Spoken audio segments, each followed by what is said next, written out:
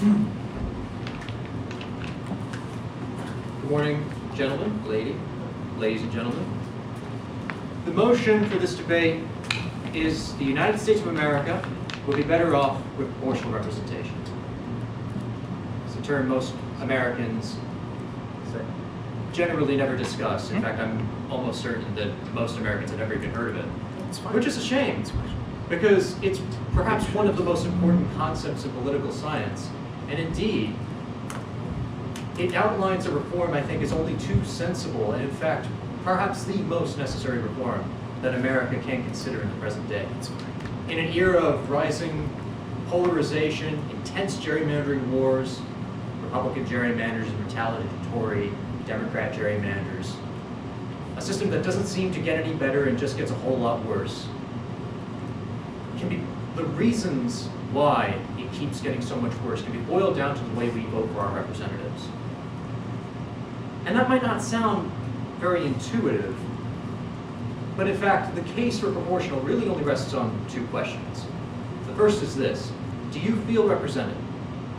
The second is like it: do you want to be? If you've answered no to the first question, then stick around, because proportional representation, as explained here, will address many of the key problems that prevent you from being represented. But even if you said yes to the first question, then stick around, because proportional could do you a lot of favors as well.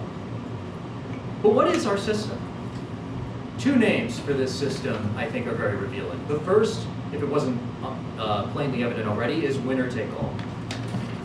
This is to say, a system in which the candidate or the party with the most votes, not a majority, just the most out of all the candidates and parties listed, wins a given seat in a constituency. This could be a House district. This could be a state for a race in the Senate. Or it could be a race for to be the leader of the free world over the whole country. The same rules apply. The person with the most votes wins. That could be 51% of the people. It could be 49% of the people. It could be even lower than that, far lower, depending on how extreme the circumstances are and how many candidates end up running. It's the reason for our two-party system, because third parties aren't incentivized to run for fear of spoiling the vote and splitting the vote in favor of a candidate who would have otherwise gotten the minority. It's the reason for our gerrymandering, because our system actively rewards our government, our state governments, insofar as gerrymandering will allow them to consolidate their power through packing, which is to say consolidating the opposition into given regions, and cracking, which is to say dividing the opposition between several districts that are dominated by a party without nearly the share of the vote to warrant that district alone. The second name is only arguably more subtle for this system. First past the post. Sounds a bit obscure, but if you got onto a horse riding competition, the Kentucky Derby, any derby, then you'll understand this principle. The horse that makes it to first place, regardless of how much farther he is ahead of the other horses, takes the gold. Most of the people that bet on horses don't win. And it's the same is true, unfortunately, with the system by which we elect our representatives. So what would proportional actually look like? Let's break it down between the two words. Proportional, meaning that the percentage of seat count in, say, a legislature that a party or candidate receives, let's say a party receives, is commensurate with the percentage of the vote that that party has received from their constituency, say a district or a state. A good way of thinking about it is to imagine if in your given state, all of the districts, say if you live in a small state like Arkansas, are brought together into a single at-large, multi-member, or to be more specific, multi-winner district. A good example of a proportional system, one that I personally support, single transferable vote, as found in Ireland and Malta, operates on this principle, where instead of simply electing one representative and being compelled to vote for one candidate, you instead have not only the right to a ranked choice vote, this is something fairly familiar to most Americans, especially in Alaska and Maine. You numbered the candidates by preference rather than voting for just one. And multi-winner districts, which means instead of simply a constituency sending one representative to a legislature, multiple representatives are sent, better reflecting the broader whole of the constituency in question, meaning that as few votes as possible are wasted and as many of the members of the constituency are represented from said district as possible. Using words like district, constituency interchangeably, but we don't have to worry about that. We rebelled from this country on the basis of no taxation without representation. We rebelled, say, from Britain, our former overlords. And yet our system continues to deny representation to millions, tens of millions, hundreds of millions of Americans. Imagine being a Democrat from Arkansas, Oklahoma, from, I'm trying to remember it, I'm so sorry. Any number of states, Alaska, where Democrats have no representation in Congress at all. Or a Republican from Connecticut, Massachusetts, or Hawaii, where you as well, if you're a Republican from those states, have no representation in Congress. Imagine being a Republican from a Democrat-led district, or Republican, I'm sorry, I said that again, or a Democrat from a Republican-led district. Did I say that twice? I'm so sorry. The point is, if you are in the minority, you're screwed. That's how it works. Sad, shame to admit it, but that's the case. But it doesn't have to be that way. It doesn't have to be that way even for fringe third-party voters who seem to win the collective ire of just about everybody for merely expressing their right to vote according to the candidate of their preference. All right, that's time in the round. That's it. Yep. All right, next up, point man for the negative. It's going to be, yes, me? All right, you want to be? Okay. All right, it's going to be Professor Stephen Yano, also Ph.D. holder. No, it's you're good. Yeah.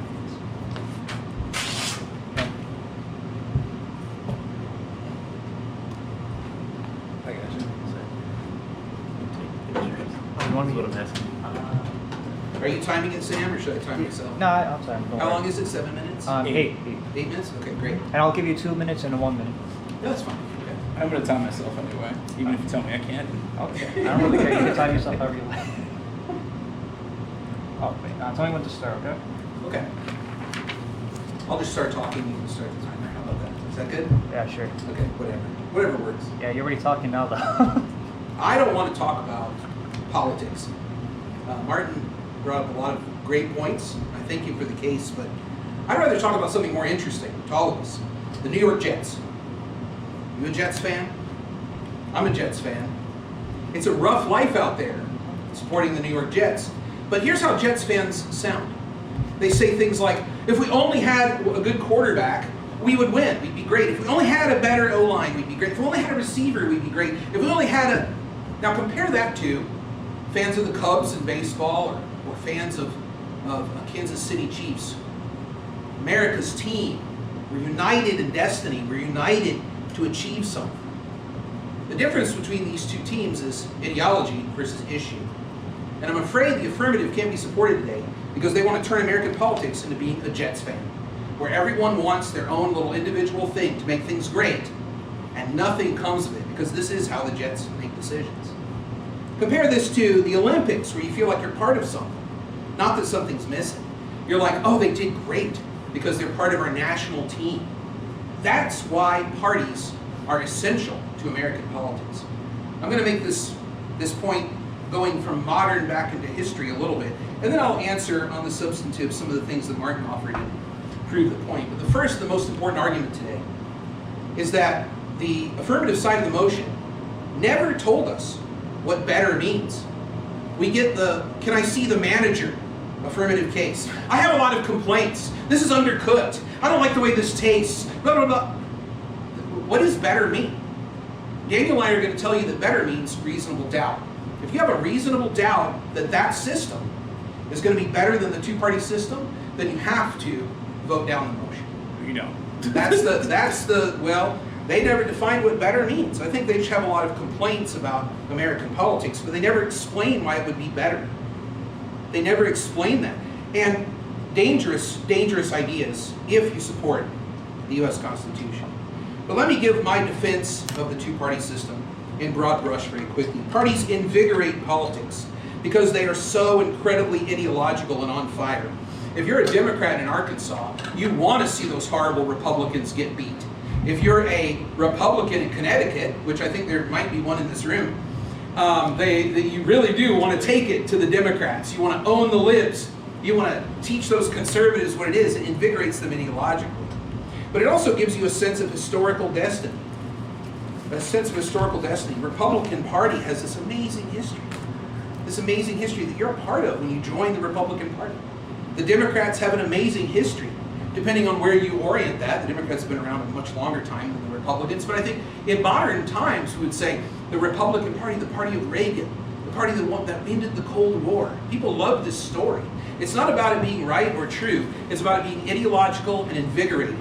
And that is going to make people participate in politics more. Just like being the party of LBJ and the party of the Civil Rights Act of 1964 invigorates people to be Democrats, not Bill Clinton. The parties also do something that this individual, now for Martin and George, this might be a great plan. But for most Americans, I'm sorry, it's not going to work because we're all in this room, we're political hacks. We love issue-based politics. We love to research it, we love to read it. You know, the busy mom who's taking 15 kids to soccer practice doesn't have the time to research issues the way we do.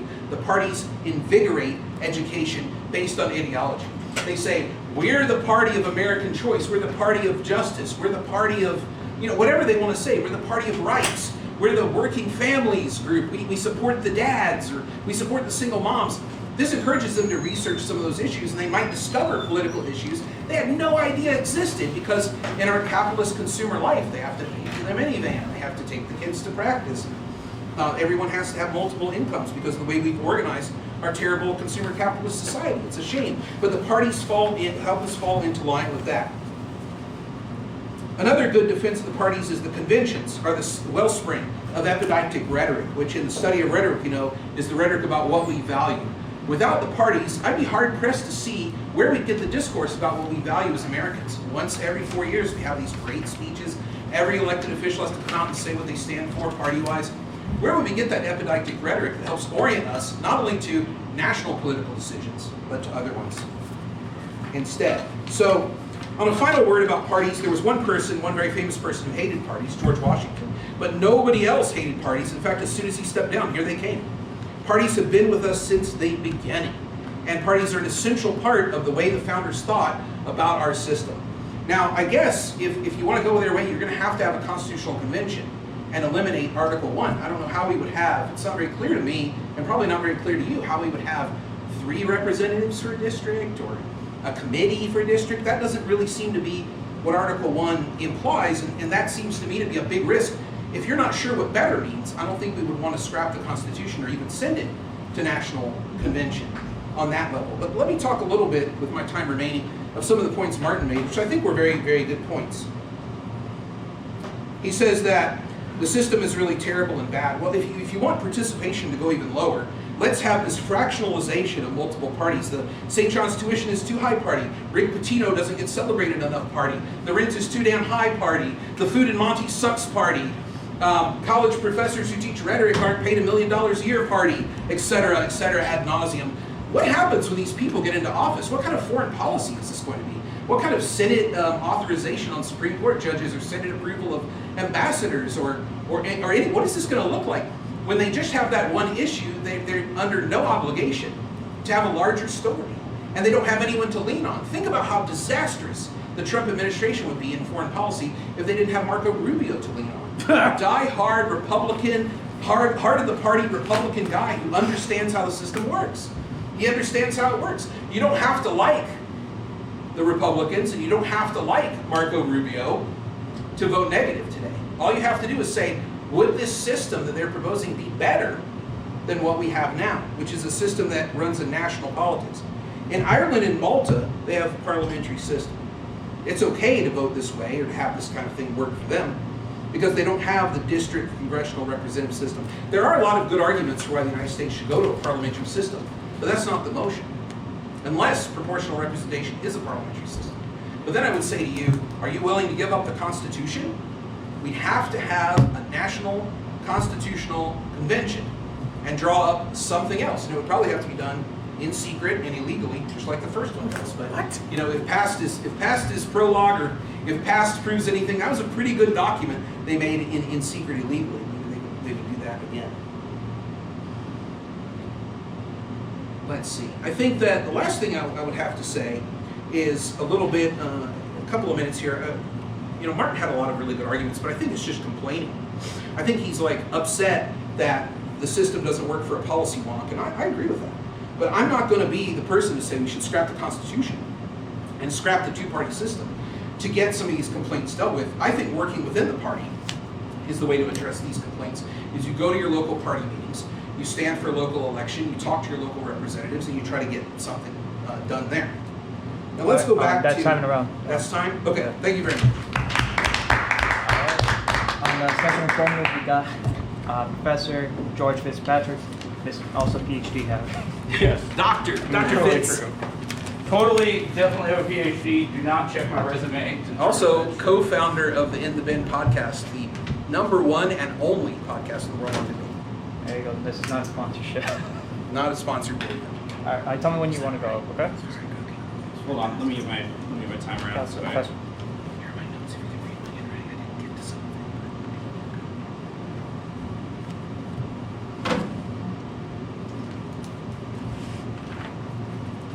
To be honest, I can't really tell what I'm more offended by that Steve said, his characterization of American politics and the Constitution, or the fact that he called Jets football interesting, which is an affront to football, an affront to decency, and an affront to America. Hear, hear. Much like the existing political system that we have. If he wants to put the Constitution on a pedestal, so be it. We only amended it 27 times before, and if necessary, we can amend it again for a system that actually represents the people. This is something that he completely ignored from Martin's speech.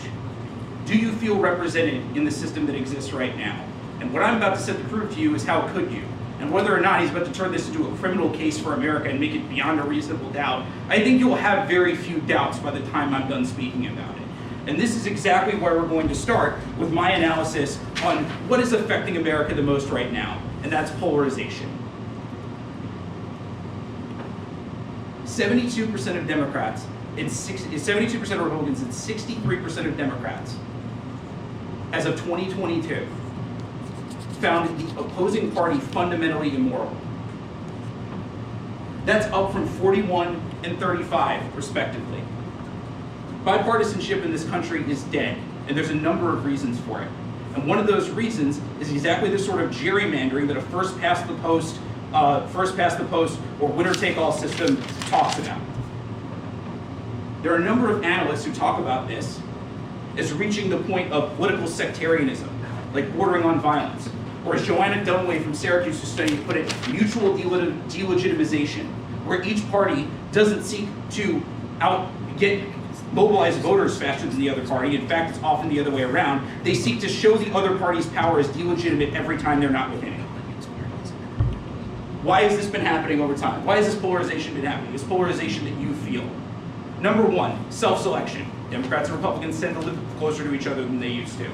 But there's some bigger factors here, and that's the media. Whether we're talking about the Fox News or the MSNBC type of media, corporate media with a clear political and pro-corporate bias, or social media, where algorithms are driving you toward information that is causing you psychologically to respond in some way. Whether that's posting about it, liking it, retweeting it, or even, because of the terms of service of a lot of these apps, putting your eyes on it for a longer period of time and not scrolling away. A lot of studies show that political information comes from this will end up decreasing exposure to opposing views, because that's what tends to satisfy people, and the views that you get from the other side are rage bait, for lack of a better term. They're designed to make you angry. They're designed to piss you off. And there's a reason for that. 73% of the political posts on Facebook come from 6% of the users. We don't even know if those users are real people, but 6% of the users drive 72% of the political engagement on Facebook. That's outrageous. And most of the time, it's not this balanced, moderate, looking at a complete analysis from views. It's rage bait. It's designed to get you angry. It's designed to annoy you. And I think that's really to the point where 77% of Americans in 2020 thought we were going in the wrong direction way more than way more than the second place country, Spain. 1.6 standard deviations up from the country in second. A huge, massive difference to any political scientist. And I think the reason for that is because this is exactly what a system of gerrymandering is designed to do, and that's exactly what First Past the Post encourage. Regardless of what they want to say to you about forming coalitions or having this beautiful narrative, the beautiful narrative we're getting right now is that Democrats are a bunch of pedophiles destroying your children from Republicans, and Republicans are a bunch of fascist bootlickers from Democrats. Is that the kind of bipartisanship or mythos that's coming out of these things? The real epidictic rhetoric in this country is not coming from political conventions that no one except Steve watches. It's social media is where these things are happening. And we feel that this social media fueled algorithm, as well as the gerrymandering fueled situation, where gerrymandering has been shown to reduce political participation. Why is that relevant?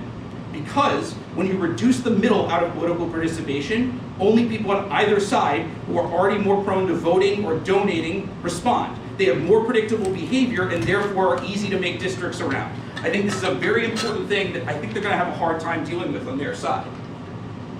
So what can we do about that particular situation? I can tell you what states are going to do. They're going to fight each other, like Texas and California are fighting each other now. We see this situation in economics a lot of the time, where districts will keep going back and forth at each other and make Texas less representative, make California less representative, make Illinois less representative. In economics, we have a term for this. It's called a race to the bottom. We saw this happening specifically in the textile industry for a long time, where developing countries were competing over specific places in which goods could be manufactured, which went real well when Bangladesh cut their wages, cut their worker standards, and it ended up having over 1,000 people killed in the Rana Plaza disaster in 2013. We feel that gerrymandering is a similar race to the bottom. We feel that states come out and compete with each other. We saw this happen when state lotteries got developed. Started in New Hampshire in 1967. Then 8 years later, a bunch of states that border each other all got it. New York, New Jersey, Connecticut, Massachusetts, until eventually something that we know has harm to people, gambling through your own state is legal in 45 of the states. It's not a coincidence that 2 of those states that didn't adopt it are geographically isolated, Alaska and Hawaii. Gerrymandering creates this race to the bottom by the people in power entrenching their own power even further. Not even for the expense of their party, but to enrich themselves. Because it's not only to keep their party in power, it's to keep incumbents in power. Incumbents have a huge advantage in the United States. Of the 318 seats that were up that incumbents had an advantage in, 11 were lost. Incumbents out-fundraise the people running against them 11-1. We're not here to say that the two-party system needs to be eliminated. It's specifically about the winner-take-all system. But we feel that this sort of reform, in which winning by 50.1% can't take an entire district and take all of the representation, this will serve as a necessary moderating influence on all of those things. It will reduce the toxicity that the system that we have now has. This pro-incumbent, pro-two-party system, exactly sort of situation. Most of the arguments that exist against proportional representation, as a guy named Alan Wall laid out in his paper, don't apply to the United States. One of them is that there's low barriers to ballot entry and you're just flooded with a bunch of random people. There's tremendously high barriers to ballot entry in the United States. It requires usually 20% or like 20% of like the previous vote or 5% of the total voters to sign a petition to even get you on the ballot in the first place. Maybe if you have burgeoning parties that aren't well established. Steve said it himself that we have some of the most well-established political parties. Democrats are over 200 years old, the Republicans are over 150. And coalition governments can sometimes be difficult. Well, in a world right now where people are looking at each other as evil and people are looking at each other as impossible to work with, we think a system that fosters forcing yourself to work with each other, forcing yourself to do this, and understanding that just because Republicans got 50% of your district, that's enough. That's not enough. Anchor for the negative, we got Daniel Sullivan. Hopefully it made sense.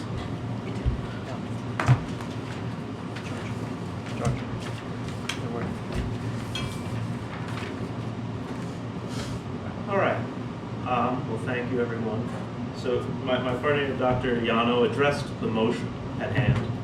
I'm here to address the question, right? The central question brought up by both sides of the negative: do you feel represented? And the key word here is feel.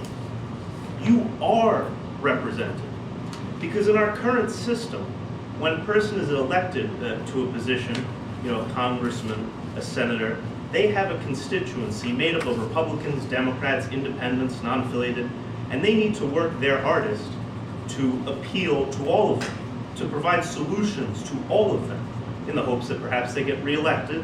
It's a selfish reason, maybe, but it's a reason. In the system they're proposing, partisanship will be elevated, not from a flaw, which it can be now, which you appeal to one particular group or the other, but a feature, right?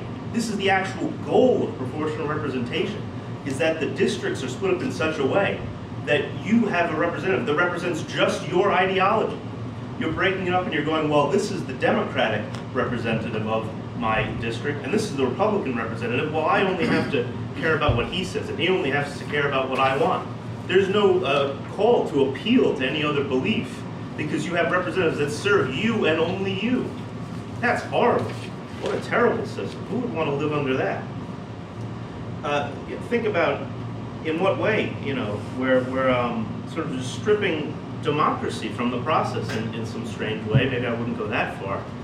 But, you have it in such a system that, do you even need to put effort into running? I mean, he called it himself a multi-winner system. You win just so long as you put your name on the ballot, right? That's the way I read it, at least. Martin spoke about, at the beginning, hold on, I'm trying to find my notes here, my apologies. Martin said that third parties aren't incentivized to run. How could he say that?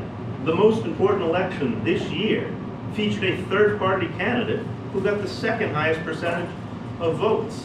Not only was he incentivized to run, Andrew Cuomo, of course, is what I'm referring to. That guy, who cares? Sorry, local debate, local election. Cuomo sucks, changed my mind.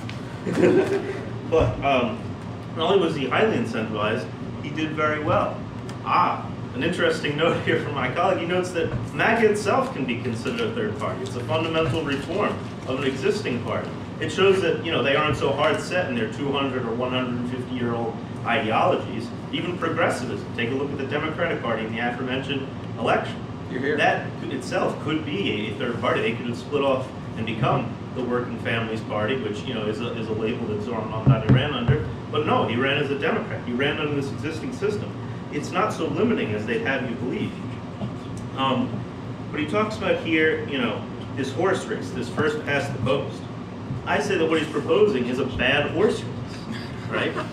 Because if you have multiple winners, if you could just, get into power by being one of the two parties, because yes, he talks about all the barriers, they talk about all the barriers to entry, that is going to be a severe limitation on this proposed system, right?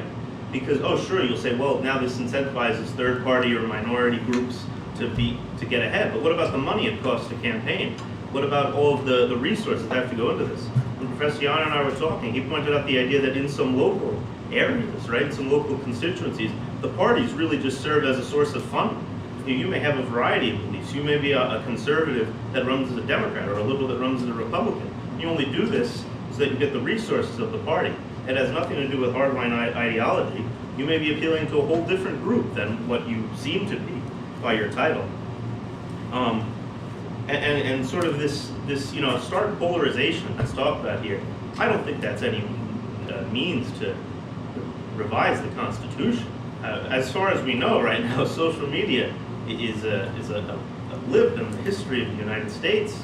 It's a current thing. If anything, perhaps we just need reform on social conventions, but not constitutional conventions. We need to go Amish. What? We need to go Amish. We could all become Amish now. Gerrymandering is something that they brought up, and this is a legitimate concern. But it could be argued that gerrymandering is an inevitability. Suppose you had this system that they speak of, right? You had all these various coalitions. They could just group together and become new coalitions and gerrymander in new ways.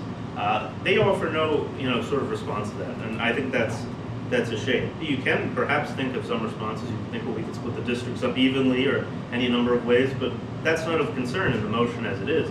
They simply want to uproot the system as it is wholly and give us what? Nothing in return.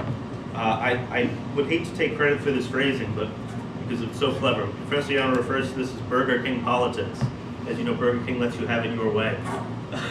That's what they want. It's your way and your way only. That's how they complain. Well, what about, the others? What about the idea that a majority rule is not necessarily a bad thing? We talk about minorities and minority groups specifically getting ahead, and what constitutes a minority, right? Is it simply, the way we may think of it in terms of gender or race or sexuality or religion? Or is an idea a minority, right? Are there some ideas that we don't want to get ahead because they are a minority? Is a radical idea a minority? Is a Nazi minority? Is a fascist a minority, right? Putting in a system that permits minority groups, quote unquote, has, as Professor Yano pointed out, a grave deal of consequence that could potentially be derived from it, right? And considering, single party issues, which is what we had historically, right, up until around the 19th century. I think with the groups like the Know Nothings and the Whigs, these were single party issues. They formed because of immigration or slavery or whatever the topic of the day was. These are not lasting parties because they don't have, they conform to very singular ideas. So he talks about that you continue to deny representation, and if you're in the minority, you're screwed. I think this is a very cynical way of looking at politics. It's this consideration that the people that have a different letter next to their name, be it a D or an R, cannot represent you, that they do not represent you. If they do, they are your representative. You can appeal to their votes. You could appeal to humanity. You could ask for them to vote in your way. You don't want a system in which you actively ignore the person that was voted in by the majority because they're of a different party, because they're of a different belief. You want the competition in elections. You want a horse race with this first past the post, because that's an exciting election to watch. And it encourages voter turnout, as Professor Yano alluded to, right? It encourages people. When you think the other side is evil, it encourages you to act. It encourages you to get out in the street. It encourages you to spend. It encourages you to knock on doors. Polarization is maybe not a flaw in some ways. Polarization may be a driving force. It's practical. Practicality, shall we call it. So this is, I think, the benefit of the existing first past the post system. I don't think it's wise to uproot the Constitution. I don't think many people would agree that it is. And I think the benefits, what very little they are far outweighed by the consequences, grave consequences of that. Thank you. All right, that's not enough. We already have a time limit rule. I think everybody knows. You guys have 5 minutes to prep. Does anybody want to take it right before we go cross-examination? Can I share with the opposition a very good example of a so-called minority that benefits from proportional representation? Sure. We have to save it for, go for it anyway. All right, I guess we're starting the process. You want to use the time? All right, then let's start. I'm going to keep it at 25. We'll see if it runs out of... I'll keep it at 30, but if we run out of steam by 25, we'll go to closing statements, okay? Okay. Do you mind if I... Yeah, go for it. Go for it. Yeah, you could... Can I give the people opposing the motion, people in the negative, a great example of a so-called minority that benefits directly from proportional representation? Sure. The white race of apartheid South Africa, or former apartheid South Africa. Because in the 1990s, Nelson Mandela and the ANC brilliantly, very empathetically, made sure to include proportional as a core component to the electoral system of a post-apartheid, multiracial rainbow republic that was to come out of the dreary, quintessentially, not even winner take all, not even in the sense of majority rule, but of explicit minority rule that had come before. And there was no controversy about that point, precisely because everyone understood that in order for there to be a multiracial republic in which everybody can have an impact, every vote, or at least as many votes as possible, have to translate into a representative, into affecting how the government is going to be composed. And yet, in this system, even after decades, centuries of systematic racism, even after explicit policies in several states, especially in the South, to exclude African Americans, we are still just depriving a great majority, if not like an absolute majority of African Americans in many cases, representation in terms of their vote translating into a representative. Where instead we have a system where their votes are wasted when they say vote for Democrats. Think Arkansas, significant black population, Little Rock, all congressmen and senators from that state are Republicans. Sure, there's black people that vote Republican. Sure, we're not in the same place as, say, South Africa, where you have an increasing movement of economic freedom fighters actively threatening violence against entire racial groups. But the fact that we still don't extend that kind of compassion to our racial minorities through our election system is, I think, deeply problematic, and we should address it. You don't have a question for it? Just like, you like that? Just like bringing up example, or do you have a question tied to it? No, it's Alright. Noted.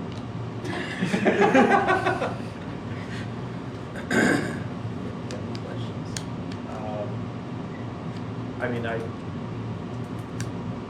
respond to that, but I don't know if that would like kind of skew this into a debate about That's you know, fine. racism, systemic racism. No, You can try not to get too hard into the weeds, but Yeah. you can see what happens. Like, yeah, just see how it works out, and I'll call it out. If it like gets too deep into a weed, we'll like shift Sort of around. like the question of if the obligation of government is to extend compassion to groups, which you're, I think, implying that the racial alignment and the political or ideological alignment is like almost one-to-one.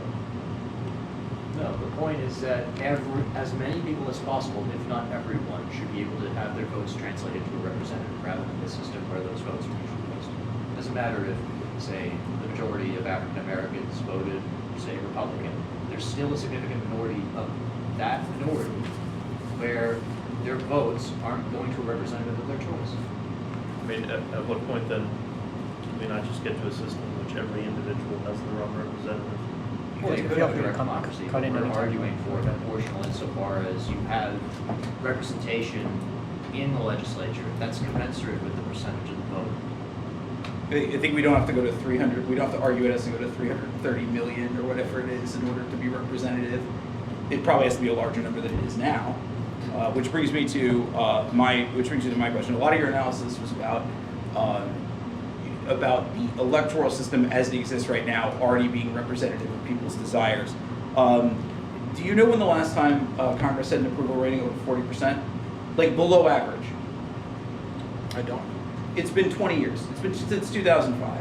So considering that for the last 20 years, the vast majority of Americans have disapproved of the way Congress has done things, and the fact that incumbents are winning, doesn't that imply that the first past the post system that we have now isn't actually being responsive to what people want?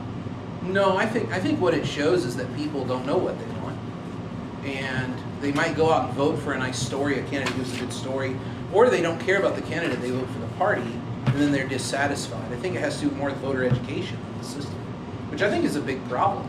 But I don't think voter education is a big enough problem to warrant having panels of people. Like, this is New York 16? Is that the district we're in? I think so. Is it Grace Ming? So Should like, would I look Grace? it up? Or? I guess we could look it up, but would Representative Ming have to share, her seat? Like, I mean, sure. I don't- How would that work? You send three No, you would Congress share people her to. constituency because she'd have her seat, but then some, say, Republican representing Republicans in the area would have a seat with her in the same constituency. But don't you think this would discourage people from participating in politics? They're already like, I have no idea who Grace Ming is. They might not know, or I have no idea. Like, there's only one congressperson from New York everybody knows. No, let me meet you in the middle of this. Maybe I absolutely two. agree that voter education is something that we need to invest more Sure. in. That much I think none of us will disagree with. Regarding, people not really knowing Grace Ming. I mean, asking why we need proportional representation is a lot like asking why we need representative democracy in the first place. Why are we debating whether or not we need like these convoluted procedures of going to a polling station and voting for a representative in some Congress who won't more likely than not do whatever he's been or she's been promising to do according to her voters, the people that brought her into power, Right. into power. That's a common problem. It's shared between proportional systems and between first past the post systems, and representatives are plenipotentiary for that trustee model, meaning they can technically do whatever, provided they're within the law.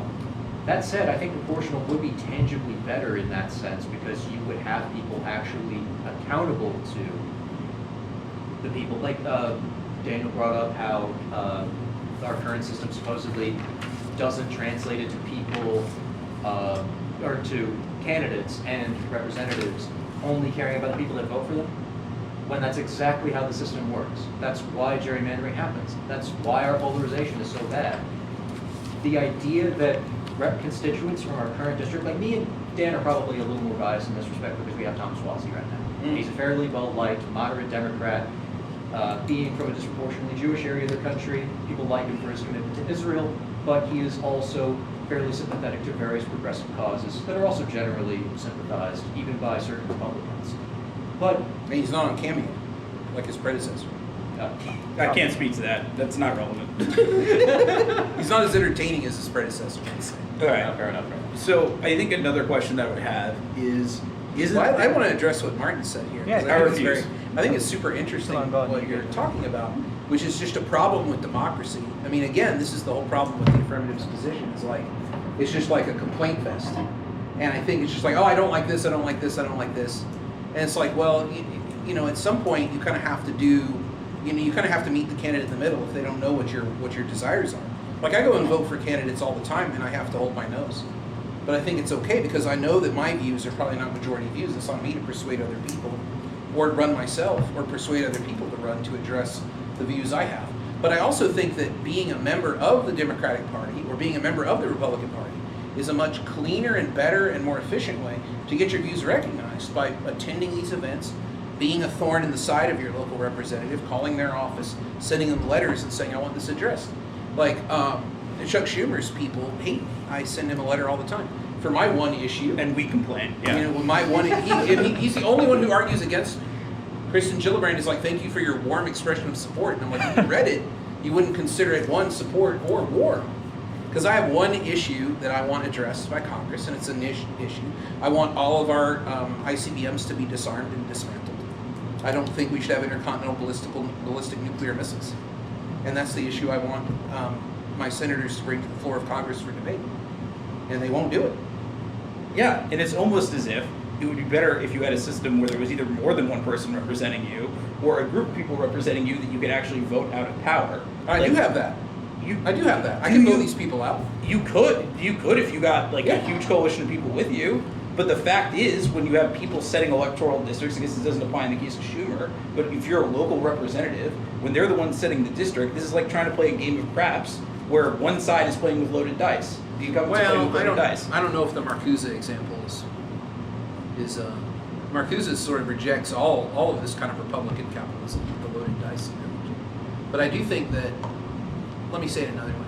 So Grace Main, who's my representative for a very long time, attends very, very, very much to issues of the Chinese community. And that makes sense for her because that's who lives in the district. Are you saying that she shouldn't do that? No, I'm not saying that she shouldn't do that. Far from it. I think if anything, that's happening more during a proportional representation type of system. I think let's consider this example. If you're a Democrat who is either like trans or gay or feels that those issues and support are important, you are one of the main people who is being blamed for Kamala Harris losing the 2024 election.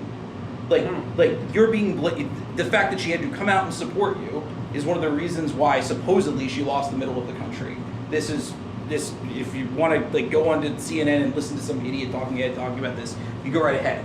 But if you're now in the position where if let's say you're pro-Palestine and neither major candidate supports you, right, or you're concerned about trans rights when you're worried that the one party that might support you is going to abandon you in order for political expediency, wouldn't it be better to at least have a system that would allow for smaller coalitions to be formed without necessarily having to get to 50.1% in order to get a representative in Congress? But they're still not going to be able to change these things. You have one or two representatives.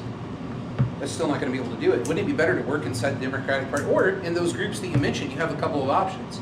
You can say, well, I'm pro-Palestine, I'm trans, I'm genderqueer, I'm in support of queer communities. I can either vote Democratic and hope that they defend my rights and address Palestine, or I can vote Republican and get strong gun rights to defend myself and my loved ones from the anti-queer people, and hope Yes. that they address. Those are It's some important- pretty good yes, options. it's important that you're also pro-violence. It's also pro-gun violence. In order Well, to I mean, protect I'm not yourself. pro-violence. If And I'm in one of those, bipartisanship. if I'm one of those The current identities, I'm not Republican pro-violence, but I want to defend myself. To be more to the point, the current Republican Party is entertaining stripping gun rights from trans individuals. Right. On the basis That's a of big supposed so that would mental make me want to vote more for the Democrats. But you have to always compromise. We can't, we can't. I guess we could have direct democracy, but I just wonder how that would work. I don't think abandoning the republic system is worth it.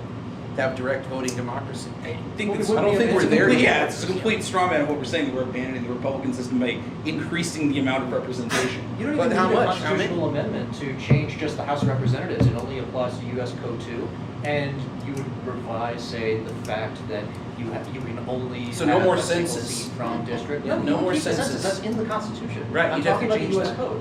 You just have to reform that in order to change the House and make it vastly more representative of the people at large. But I That's don't what understand John how Adams that told would. us I don't in understand how that would work. 1776. I How mean, would that work? the 435 representatives in the House, that's not set by the Constitution. It's set by statute. That can be changed tomorrow if you wanted to. You can change the Okay, so apportion- how many?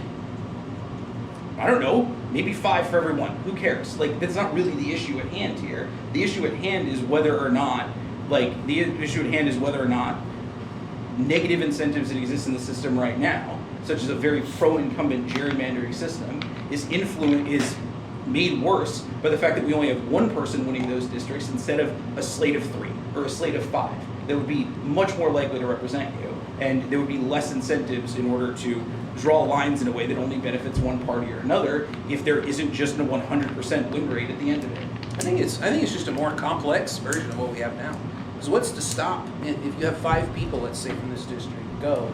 What's to stop 2 or 3 of them from making alliances with other people from other districts and getting what they want put through as an ideological candidate? Like, what if you have the no pickles on cheeseburger party, the ban college tuition party? You have all these, like the rent is too high party. What's to prevent them from making alliances with other Congress people and having the exact same boat we're in now, rather than actually listening to us? Well, again, you could have a system. That's the thing with our system. What we're given is we're sold a package before we've even had a chance to sniff it out, and even then, we're only able to really sniff it out from the candidate we have from our district. Do Catholic conservatives who vote Republican, for example, really feel comfortable being in a coalition with televangelists and Mormons who they believe are blasphemers? Probably not. Do Democratic progressives and Democratic socialists in the Democratic Party feel comfortable working with liberals? Probably not. They have to. There's no choice. That's I the think thing. they feel like they could push the party more in their direction, and that's healthy. Those internal debates in the party are pretty healthy. Well, one of the biggest criticisms, it's a fair criticism of proportional representation, is wouldn't it allow more extremists to get elected to office? Yeah, To be I represented? feel like we've reached that point right now. I feel like we're there. Yeah. Well- What's worse? What is worse? Extremists getting elected to the parliament as their own party in the legislature, or extremists finding friends in high places and being confirmed and validated and entrenched in one of these 2 major parties? Yeah, I think it's a voter education issue, because I think the extremism happens when people get frustrated. They don't know where to go to learn about things. And then they end up supporting somebody who tells a very, very, very compelling story because nobody knows how to really answer that story. And then you have a lot of timidity in professional politicians. But I think that's a wash on either side. I think you would get that problem. I just don't understand. I guess I just don't understand why I would feel more represented than I am now if I had 4 or 5 representatives. I mean, I live in Suffolk County. All of mine would be as red as possible. It's not necessarily true. I mean, Suffolk County is what? Like 60% Republican, maybe? More than if there was that. a 5, okay, let's say it's 60% Republican and 35% MAGA. Okay, well, I don't actually think it's above 70%, but let's pretend that it is. I have a lot of family. Let's pretend that you very have much 4. like you. Let's pretend that you're a Democrat there, and you actually have 1 person representing you representing you and your interests instead of 0 out of the 5 that are there. Let's say it's 4 to 1. If it's that outrageous, having someone who is at least lobbying in a constant voice for your interests, as opposed to someone who can just redraw the lines to make sure that you can't vote them out of power, seems like a better deal to me. That seems closer to the spirit of democracy. that But we why are going wouldn't for. people align to read to gerrymander? That's just a feature of the system. I don't Everybody's going to want to do that if they're in power. I'm curious Yeah. about this idea that you're going to have 5 representatives in one district. It seems that Or most of more. the scholarly, proposals for this, like from Project Democracy, which is where I Yeah. did some of the research, say that we eliminate the existing districts, like Massachusetts currently has like 9 or 10, and make it like 3. And so it's like the western half of the state has 3 people that represent it that all, are voted on proportionally. And Right. the northern I half. rate these So districts. like I this would idea, think like that you're talking would- about Suffolk I don't County, think that Suffolk and disagrees. Nassau would be one district. It doesn't disagree And then- fundamentally at all with what we're Yeah, what we're talking it's about. I was asked to answer the question about how many more people would have to fit in the district to make it more representative, and I gave a number. It doesn't necessarily be in order to answer your partner's question. I see. So you'd be happy with House of Representatives of 2,000 people, if necessary? Yeah, Okay. I mean it's functioning well now with 400. 435. It's been like that since the 1920s. Yeah. Yeah. I think the people said it themselves. The average congressional approval rating over the last 20 years is about 25%. I think reforms. But why is that a problem? Why is that a problem? I don't know. Why is it a problem that the people who are voted representatives don't feel that their constituency is doing a good job and still doesn't seem to be able to vote them out of power? They must just be too stupid politically to know what they want. Yeah, right. So let's talk more about that. That's exactly what I wanted you to say. So how do you feel about populism? It happens. Am I supposed to have some of it is fine, some of it is trash? Like what? Like I don't So the think populism this debate you is about- agree with, that is smart people come up with, is okay? But I'm also not saying that populism doesn't deserve to be represented in one form or another. I mean, I think that our system has a really nice system of checks against populism. That's what I sure. would You say. wouldn't be sacrificing those by adopting a proportional system. You would just be adding Right. a more representative model of electing representatives. I wanted to get to this quote from John Adams. He didn't necessarily advocate proportional representation per se, but he's seen as the guiding North Star, and I think rightly so, of the proportional movement. Because he said in Thoughts of Government in April of 1776 that a representative assembly, quote, it should be a miniature and equal representation of the people at large. It should think, act, feel, and reason as they do. Right. And the Federalists to the core. Where are the states in that quote? There. Federalists to the core. What happened to? Where's Massachusetts? Oh my God! We're not He sold advocating it. the He sold us elimination out. of Massachusetts. Exactly. He sold us out. The people. As much as I'd love to advocate for the elimination of Massachusetts, not what this debate is about. Okay. I would too, honestly. It might be because if you think about this as like kind of a very populist kind of policy, it is kind of a danger to the republic. It's almost like a transitional step to direct democracy, which I don't think is a very good system at all, and neither did any of the founders. Well, no, I would imagine it's a check against populism in and of itself, because say a major party, like is happening now, Yeah. like has happened repeatedly in history, is captured by populists. What do you do if a system rewards only it only rewards 2 parties so long as there are no oppositional candidates or parties trying to cut between them? The answer is you have Andrew Jackson, you have Donald Trump, you have any number of would-be populist, let's be honest, authoritarians who would like to roll over the Constitution when they don't get things their way. But don't these figures arise because people don't feel that they're being represented? Like Jackson rose because the people felt East Coast elites from big universities were in charge. So why is that? Trump is like not. Also, this is Why is that's that a knock totally against- circular Let's- reasoning. Let Dan bring up his point. Why is that a knock against the first past the post system? Because it's So suppose not a populist comes representative into of how power, the then people themselves people that think disagree and with the feel about populist politics. They run just for are the forced to choose between the lesser of 2 evils. And in the case of Jackson, people broadly voted for the guy who would bring the Trail of Tears on because he was the one who would think about that. Back then, most people can vote. To this day, an absolute minority of the American people actually turn out to vote. And that's still the case because our system doesn't provide enough of a chance for people to rise up and represent the people. And people are broadly in agreement that neither party represents them. I think the majority of people are independents or not aligned who don't identify with Democrats or Republicans. So isn't this just a call for more primaries? No, that's Probably the exact less. opposite. No, You yeah. don't need primaries because you can have multiple people from the same party on the same ballot. So they could choose which candidate, for example, from that party actually represents the party from that constituency. All right, but you could do that now. Yeah. Why No, do you we need can't. this You're proportional given an option representation? that's given to you by some fringe minority But of people that's- that actually showed up That's for not what congressional happened primary. in New York. right Yeah, here what the happened city. in New York is a number of corporate interests that were not interested in Mamdani got behind Cuomo. It's a very unique kind of situation in which the situation fractures. Most of the time when someone loses a Democratic primary, they go away. And it got to the point where a bunch of Republican interests had to get behind Cuomo and cannibalize the vote of all the people who voted in the Republican primary and wanted Curtis Seawood to represent them. And they were basically told, hold your nose and vote for this establishment Democrat, or you're not going to be represented. Just Seawood has no chance of winning. It's the exact opposite of what happened, I'd argue. It's a good point for city election, but nationally, I still kind of have a problem with how this would work. Like, what about foreign policy? What about global economic policy?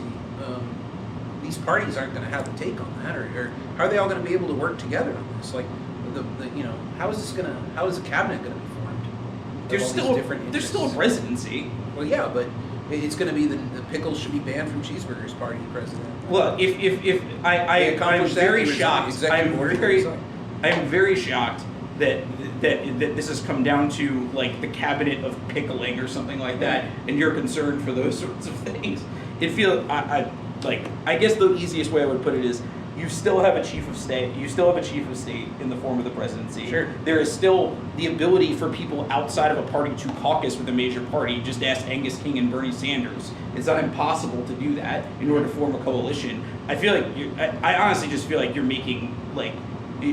trying to just make this more complicated than it actually would be. No, I this think is a system that exists in a number of other countries. Countries where- that don't have a House of Representatives and a Senate, a Constitution, they don't have a republic. They have a parliament, they have a Westminster system. See, that's the thing. We're not advocating for replacing the Constitution as it stands for a parliamentary system. All we're asking for is the electoral system for the House and the Senate to be according to a system where the percentage of party is represented in those bodies is commensurate. Or with as the close percentage as of the possible, vote. yeah. Yeah. So if the New York City mayoral race was a congressional district, does Cuomo also become a representative? Let me give you an even better example. The New York City Council, you know why? Because it had proportional for a time. Back when Fiorello LaGuardia, great American, was the mayor, he made sure that the system of first past the post. Subpart airport. Yeah. Good man, subpart airport. He made the MTA broke, among whatever. several other rewards, that proportional was how the city council was going to be elected from then on, because by that metric, he could break the power of Tammany Hall, and he did. They stuck around just on the skin of their teeth, but unfortunately, when he was unable to serve as mayor again after some 10 years of this, where you had greater diversity, far more people feeling represented by city council, the Democrats came right back in, shut down proportional, and had the city council elected by first past the post again. Presumably to cut a few communists and socialists out of the city council. But in practice, it was to bring Tammany Hall and its corrupt system back into power in the city. I'm just still offended you compare this situation to the New York Jets. It is the New York outrageous. Jets. I It is also the New York resent how Jets. both of you both seem to doubt our patriotism. Look at this man's socks and shoes.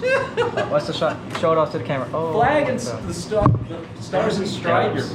Well, I think there's a We're couple both of patriots. different. We believe I still no follow. taxation without representation. Look, you doubting our patriotism is as accurate as any of the things that you said about what we I mean, said. So. I remember no tax. I'm old. I remember no taxation without representation. I remember working my part-time job and having to pay sales tax on the things I wanted to buy without being able to vote. It was a horrible life. Again, we're the Until I Karens was in this 18, debate it was somehow. horrible. Like this is. I felt so oppressed. I was from DC for a time. I've lived in DC for a few years when I was studying there for my undergraduate. No taxation without representation is very keenly felt in DC for good reason. They don't have senators. They don't have a real congresswoman. They just have a, whatever it is, like a non-voting Ombudsman or something. I don't know. They have like a observer, something like that. something like that. I wish And I knew better, I guess. Don't take this as just like us making like a liberal progressive appeal either, because I volunteered for a time with the Republican Party person who was running for mayor of DC. Unfortunately, there are no Republicans or anybody but Democrats over the mayorship or the city council of DC. But with proportional, you would make sure as at least more people are represented than just whoever happens to vote for that one party. But don't you think elected officials make space for to the people who didn't vote for them in their No. agenda setting? You don't think that they do that at No, all? They I- might, but you're I- entirely dependent on their good graces. Well, then rather how would anything ever get through your Congress if no is your answer? Well, I you think could you would build have to coalitions. operate differently You have in to an concede environment where you have to something. build coalitions. I think what you guys really want is to live in the Netherlands, where it's a constant hung government, a constant hung parliament. Everyone's trying to build a coalition Is that Belgium? until the next. Well, He Belgium, does- maybe, he doesn't but know the difference. The Netherlands. I don't know the difference. Okay, but the Netherlands, there's constant, hung parliaments and constant trying to form coalitions until the next election comes. They have a coalition for a little bit of time and then it goes away. But I think that here's another question. Why wouldn't you want a system where, like in the two-party system, where candidates have to reach out to people who aren't represented, instead of they are like, oh, I don't have any time for you. We each have our own representative for our whatever we want. We want wider storm drains part or whatever. I mean, if you're still trying to get a proportion of the vote, there's still an incentive, and I would argue potentially a greater incentive to reach out to other people, as opposed to you are trying to get past the finish line by any means necessary, including a lot of the means that we talked about, like gerrymandering, which especially non-competitive districts have absolutely terrible voter participation. I think that there's been this, I agree that civics education is good. I was very happy to be in my AP Gov class, but I don't think that we need to view all examples of non-participation in the political system as a lack of education about how the political system works or what your interests are. No, I'm saying And it's a lack of ability. People don't know where to go to start researching issues that are beyond them. Our argument is that parties provide that universal adapter. To where you're interested in one issue and somebody's like, oh, you like gun rights? Go look at the Republican platform. And you're like, I didn't even know half these things were a problem. And then you start to maybe agree or disagree with those things. I agree that. I think there's the big always one some would be basic immigration. things in which there's Just under 2 advantages. minutes left. Advantages to a party system, This system doesn't eliminate the parties. It just makes sure that areas are more closely representative by a group of people that have been committed to represent their interests and not the slate of interests of whoever gets past the finish line. And I feel like that's the part that's really been missing from this entire thing. Isn't there a much greater incentive if you're, let's say, a Democratic senator in a district that a Democratic representative in a district that went 52-47 or something like that? Isn't there just a much greater incentive to draw the line so it's not competitive and you have to worry about what the margins are for the next election? But I think that would happen in your system as well. I think coalitions would get together and try to redraw electoral maps. Why wouldn't they? And even if it did, there would be more trade-off. There would be more significant trade-offs, and it probably would be less damaging to the people who live in that district because there's just more people that you have to, and more interests that you have to account for. I think it would be the same amount of damage because the same principle would apply. People wouldn't have they would not feel represented, which is the core of your entire argument. Once that starts happening. You want to go after this because we don't have much time, so I No, want to no, give that's fine. You want to hop in, or Dan, if you have something. Oh, you mean closing statements? Not closing. I mean, Is it we're time for about closing? 30 seconds, but I was just saying if you have a last question. like a last question, or Dan, if you want to throw a I would last like question. Daniel to have a little bit more time because I interrupted him in the part of his opening. So if you want a little more time to give your case, I'd be happy. Yeah, to give, Echoing is good. a little time extended for him. No. I don't think I have anything further to add. I just, I'm confused by this idea that, your representative needs to align with you only politically. Because the way I see it, right, if you have a coalition that, is so close, like 52-47, as you said, you want to get past the post again. So you want to make sure that you tailor your policy and the approach you take and the things you advocate for to reach either that same group or a new group of people, depending on your performance. But so if you partialize that in the sense that you have someone that represents one ideology and someone that represents the other in the exact same area, what reason would either one of them have to reach across the aisle? They simply work for this specific group and the other one works for that specific group. And especially if you expand, like so many advocate that when they talk about the system, the districts would be so big. So you take, Suffolk County as an example. Suffolk County wouldn't have its own representative. It would share probably its representatives with Nassau County, maybe even Queens, depending on how much you would expand this.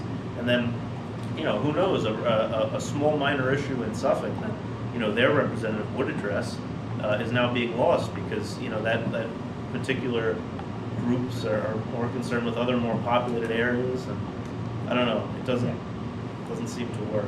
Except you could. Yeah, you can. I'll give you time to like Yeah. answer that, and then. No, that's fine. All right. I think that's. All right, then we'll go. You can save it for the closing statement because you'll go first, or whoever wants to go.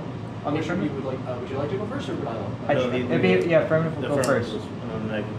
Yeah. So. Oh, usually the affirmative would close, but The we can do affirmative it however you close? want. Oh, okay. No, that's We fine. can come up with a format another day.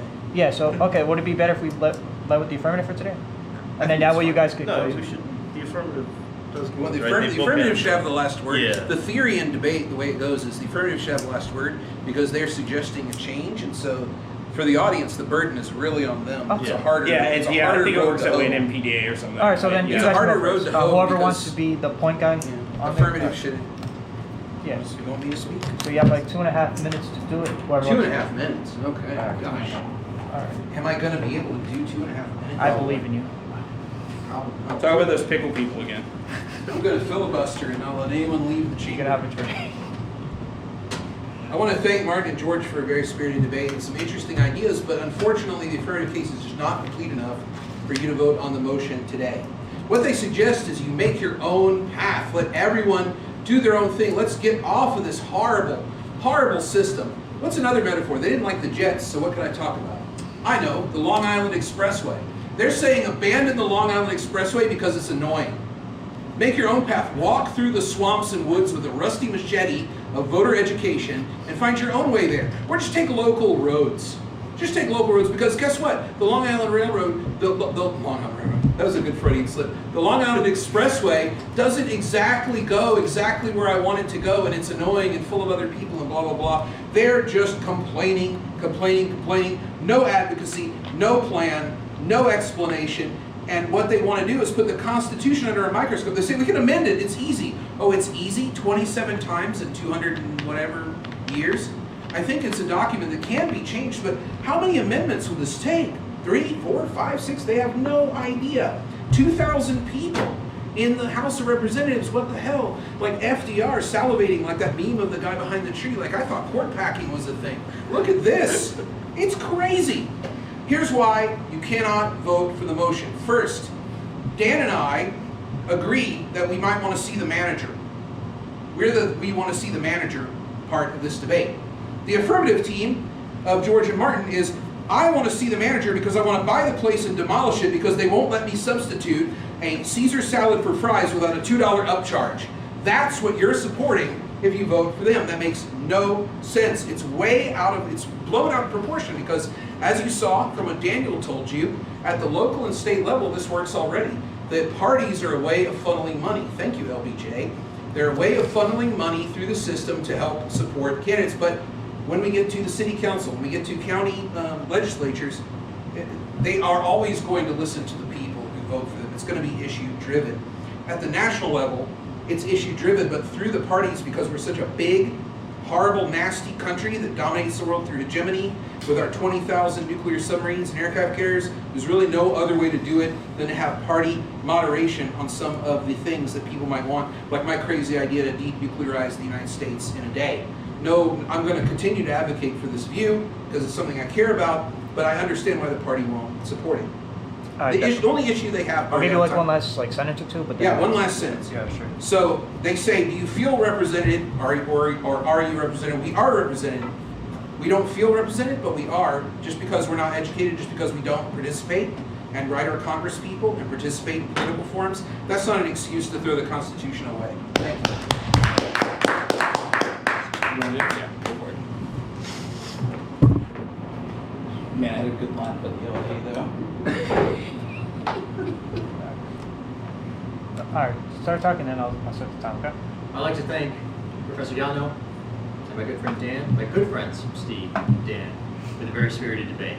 I'd also like to thank my co-debater George for bringing some very good arguments to the table and for just all around being a great partner. We talked a lot about feeling represented, but that's in truth just the question to start the conversation. You don't feel represented because you know you're not represented. You don't feel like the congressman or the senator or the state assemblyman, or the state senator, or the county legislator, or the city councilman represents you, because you know they don't represent you. You know that they're representing the party that just happened to be the lesser of two evils, that you had to choose. You didn't get a choice because you didn't show up to a primary or a caucus, and now you have to choose between them or some other person. Is that the choice that should be at the heart of our democracy? Or is there something more, something fuller, something more rich, something more reflective and more deserving of us and our fellow citizens? Because this isn't a question of mere consumer choice. It's a question of civic responsibility. Not just to other people, but to ourselves. When I was giving the explanation of proportional representation, it's funny, I didn't explain the second word in that lineup. I explained proportional. The amount of support or representation a party has in a legislature, in a body, being commensurate or proportional to the amount of the vote they receive. The other word here in that phrase is the most important here, representation. Not victory, not bragging rights, not nah, I'm winner, you're the loser, go fuck yourself. It's representation. What does representation mean? I quoted Adams, he put it perfectly. To be in miniature, an equal representation of the people at large, to think, feel, act, and behave as they do. To be reflective of the people. We the people means all the people. Here. And we need for the people's house to reflect the people. It's not about putting Republicans first, it's not about putting Democrats first at the expense of the socialists, or of the libertarians, or of the Christian Democrats, or of the Greens, or of the centrists of our country. It's about putting America, all of America, first. Is that it? Yeah, you want to say one last sentence, or are you good? No, it's fine. All right. All right, we got like 10 to 15 minutes for Q&A. Anybody that has like